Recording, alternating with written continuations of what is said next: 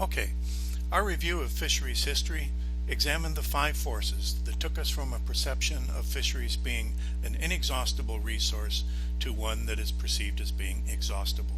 That is, population, technology, changing nutritional preferences, tragedy of the commons, and cultural inertia. So how has the world responded?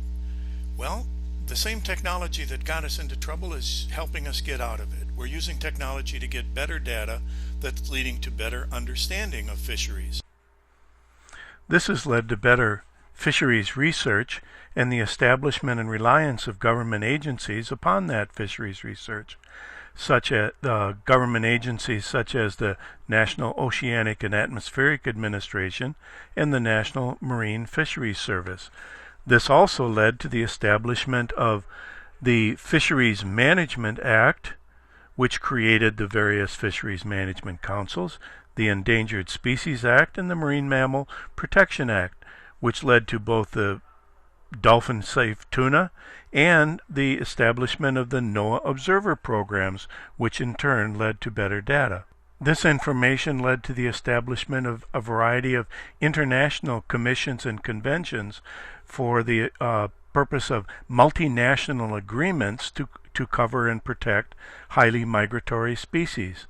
And lastly, it led to the advancement of aquaculture production, which now produces more than 50% of the seafood consumption. Well, what has been the result of all of this information? There's a lot of good news out there.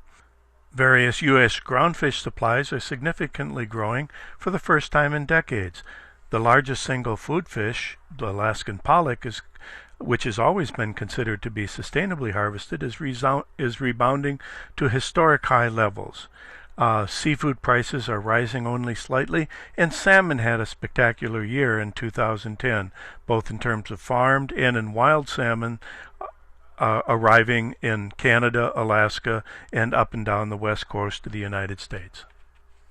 You might wonder why you don't hear more about this. Well, sorry, but the media is not always your friend, nor are the advocacy groups. They're usually more interested in shocking and alarming you, and let's face it, part of the fault is our own. Life is busy. It takes a lot of work to be informed and understand the facts. Now, what should you do as an individual? First of all, work at finding the facts. Read and investigate issues critically.